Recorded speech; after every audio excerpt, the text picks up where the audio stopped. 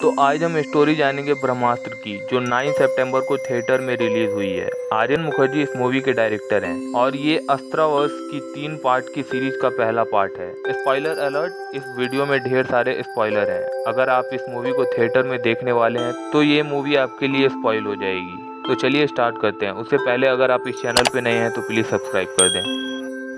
Movie शुरू होती है बच्चन जी की वॉइस ओवर से।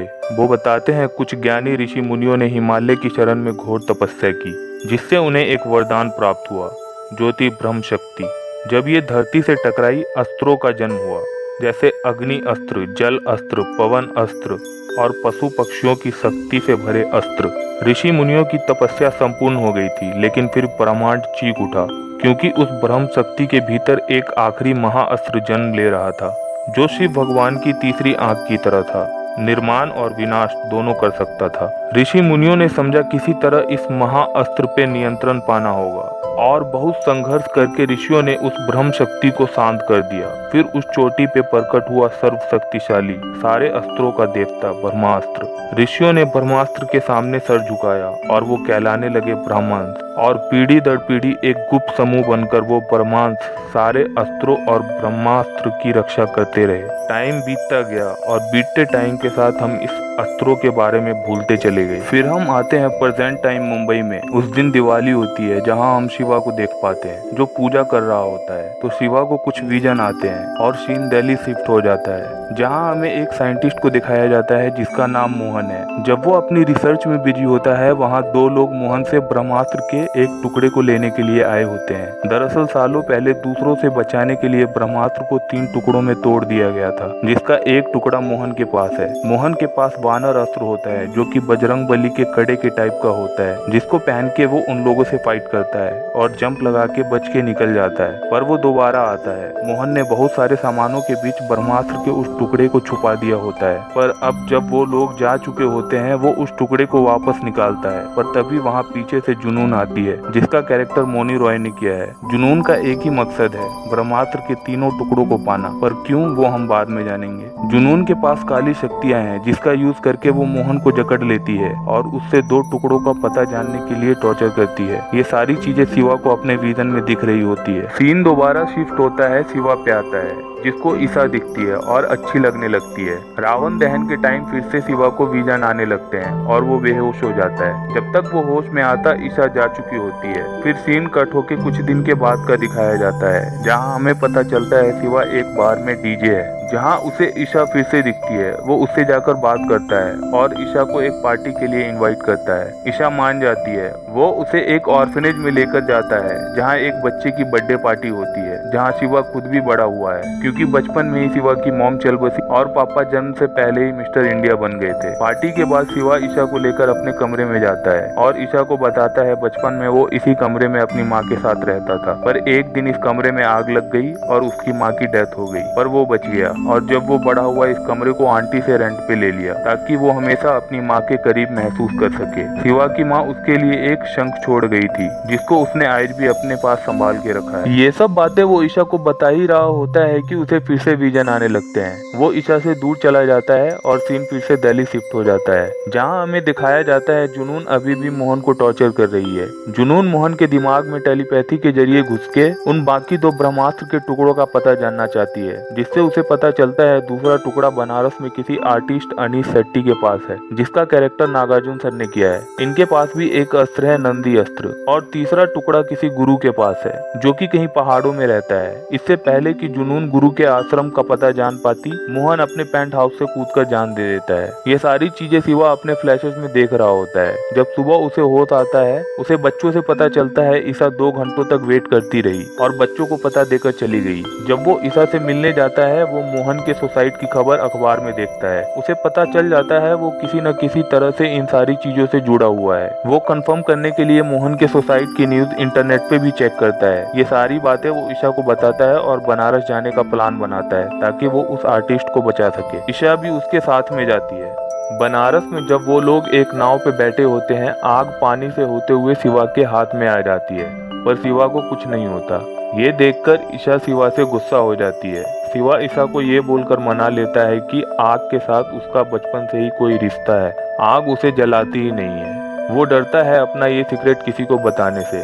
ईशा मान जाती है और वो अनीस को ढूंढने के लिए निकल जाते हैं, पर यहाँ जुनून अपने दोनों साथियों के साथ पहले ही आ चुकी हुई होती है और उसके एक साथी ने मोहन का वानर अस्त्र भी ले लिया होता है, जिसका यूज करके वो अनीश पे नजर रख रहा होता है। पर किसी तरह इनको चकमा देकर वो यहाँ से पहाड़ों के लिए निकल जाते हैं। पर अनीस को इस हाथापाई में एक गोली लगी हुई होती है, क्योंकि अनीस के पास नंदी अस्त्र होता है। उसकी चोट कुछ ही देर में ठीक हो जाती है। अनीस उन्हें गूगल मैप पे एड्रेस बता देता है, जो कि हिमाचल का होता है। जब ये पहाड़ों के रास्ते जा रहे होते हैं, शिवा को फिर से विजन आने लगता है। शिवा अपने विजन में देखता है जुनून किसी बड़ी सी मूर्ति के सामने खड़ी होती है। वो उस मूर्ति से और शक्ति मांगती है ताकि वो उसके लिए ब्रह्मास्त्र के बचे हुए 2 और टुकड़े ला सके। मतलब ये मूर्ति ही जुनून की मास्टर है। जब शिवा अपने विजन से बाहर आता है, वो बताता है जो पीछे ट्रक खड़ी है उसमें जुनून और उसके साथी हैं। अनीस के पास जो ब्रह्मास्त्र का दूसरा टुकड़ा है वो शिवा को दे देता है। शिवा और ईशा कार से आश्रम के लिए निकल जाते हैं। अनीश अपनी नंदी अस्त्र की पावर का यूज करके जुनून को रोकता है।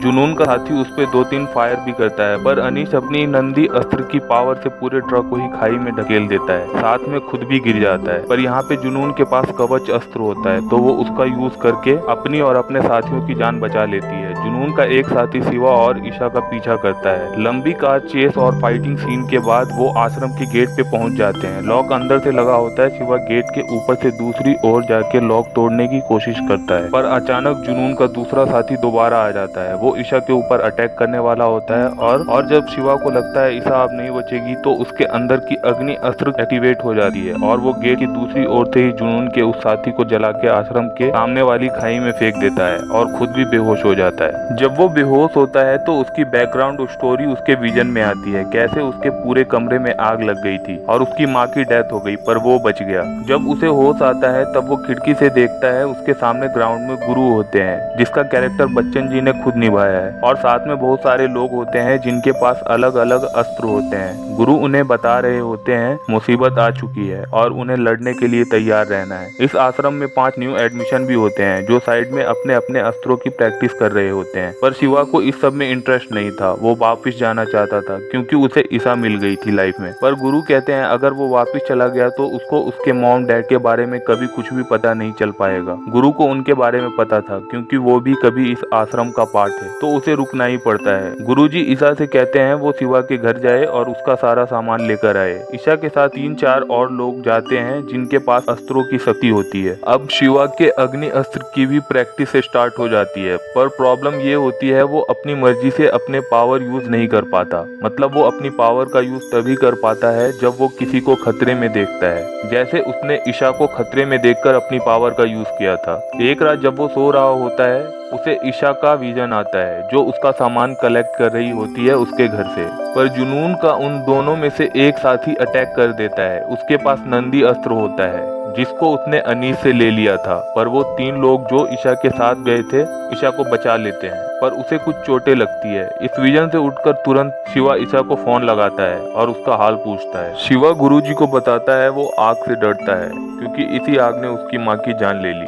गुरुजी उसे समझाते हैं उसे अपने ईशा वाले प्यार को और आग के डर को दोनों को एक्सेप्ट करना चाहिए, क्योंकि दोनों हमारे जीवन का अहम हिस्सा है। तो फाइनली वो अपनी पावर का अपनी मर्जी से यूज कर पाता है, पर अभी भी उसे चिंगारी की जरूरत होती है। जुनून फिर से उस बड़ी सी मूर्ति के पास जाती है एंड और पावर मांगती है ताकि वो बाकी दोनों टुकड़े हासिल कर सके। फिर कुछ चमकते टुकड़े मूर्ति के अंदर से निकलकर जुनून के पास आ जाते हैं। इन टुकड़ों में ये पावर होती है जो कोई भी इन्हें पहन लेता है वो उसके मास्टर के कंट्रोल में आ जाता है। इन टुकड़ों को लेकर वो हिमालय के गांव के लोगों को पहना देती है और एक बड़ी फौज बना लेती है ताकि वो उस आश्रम को ढूंढ सके। इनमें से एक आदमी जब शिवा की आग को देखता है उस पे अटैक करने के लिए दौड़ता है। उस समय वहाँ गुरुजी भी होते हैं और वो समझ जाते हैं कि लड़ाई का वक्त आ चुका है। अब फाइनली वो शिवा को उसके मॉम डैड की स्टोरी सुनाते हैं। वो बताते हैं उनका नाम था देव और अमृता। अमृता के पास जल अस्त्र था और देव के पास अग्नि अस्त्र था। वो 30 साल पहले ब्रह्मास्त्र के आश्रम में रहते थे। उस वक्त तक ब्रह्मास्त्र के टुकड़े नहीं हुए थे। देव के पास अग्नि शस्त्र तो था ही, साथ में उसके पास 3 शस्त्र और थे, पर इन चारों में वो परफेक्ट सिर्फ अग्नि शस्त्र में था। देव का लालच बढ़ने लगा और अब उसे ब्रह्मास्त्र भी चाहिए था। उसने अपनी अग्नि शस्त्र का यूज करके सारे ब्रह्मास्त्र को हरा दिया और ब्रह्मास्त्र लेने के लिए बढ़ने लगा, पर अमृता उसके मंजिल की दीवार बन गई। उन दोनों की फाइट हुई।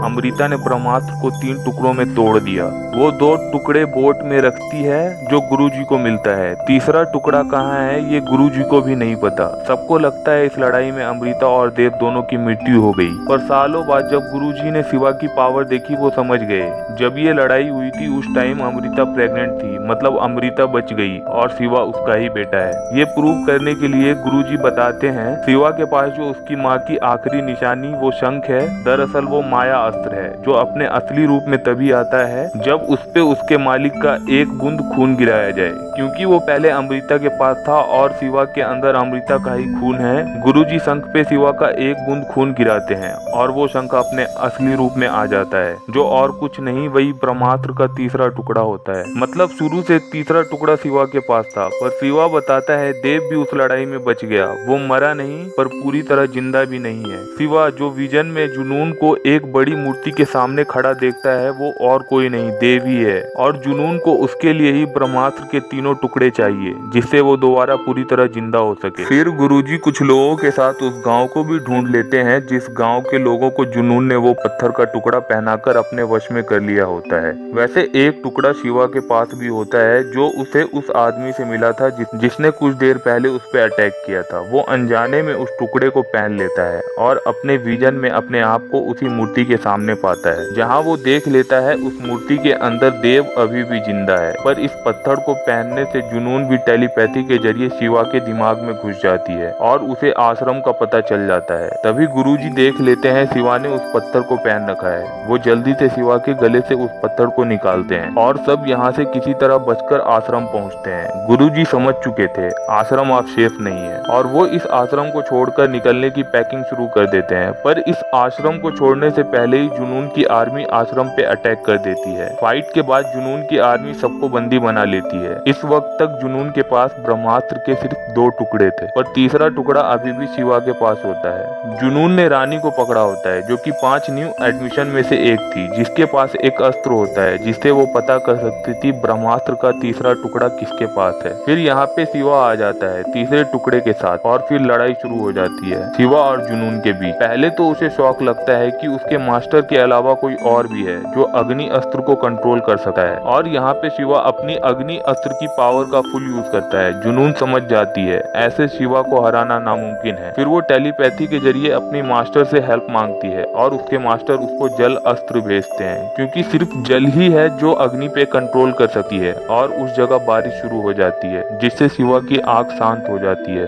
अब क्योंकि यहाँ पे शिवा की अग्नि पावर शांत हो चुकी है, ईशा यहाँ पे ब्रह्मास्त्र के उन 2 टुकड़ों को लेकर भागती है। अब तक यहाँ पे जो बाकी लोग होते हैं उन्होंने अपने आप को बंधक से आजाद करा लिया होता है और वो लोग भी आकर शिवा और ईशा की हेल्प करने लग जाते हैं। और अब यहाँ पे एक वॉर स्टार्ट हो जाती है और हम कुछ अच्छे फाइटिंग सीन देख पाते हैं। पर ईशा एक खाई के किनारे पे पहुँच जाती है। उसके पास ब्रह्मास्त्र के 2 टुकड़े भी होते हैं। तभी एक बच्चा जो कि उन 5 न्यू एडमिशन में से एक है, तीसरा टुकड़ा लेकर ईशा के पास पहुंच जाता है। और अब तक यहाँ पे जुनून भी आ जाती है। शिवा एक बार फिर से अपनी अग्नि अस्त्र की पावर का यूज कर पा रहा था। गुरुजी और बाकी लोग भी उसका साथ दे रहे थे लड़ने में। इस पूरे फाइटिंग सीन में जुनून खाई में गिर जाती है और सबको लगता है वो जीत गए, पर अचानक जुनून खाई से बाहर आ जाती है और उस बच्चे को पीछे से मार देती है जो ईशा के पास था। जुनून यहाँ पे तीनों टुकड़ों को ले लेती है और आपस में जोड़ देती है और फाइनली यहाँ पे ब्रह्मास्त्र की पावर एक्टिवेट हो जाती है। पर जुनून ने ब्रह्मास्त्र को पकड़ा होता है जिसकी पावर को वो सह नहीं पाती और उसकी डेथ हो जाती है। क्योंकि ब्रह्मास्त्र फिर से एक्टिवेट हो चुका है, उसकी पावर इतनी ज्यादा होती है कि पूरे अर्थ पे खलबली आ जाती है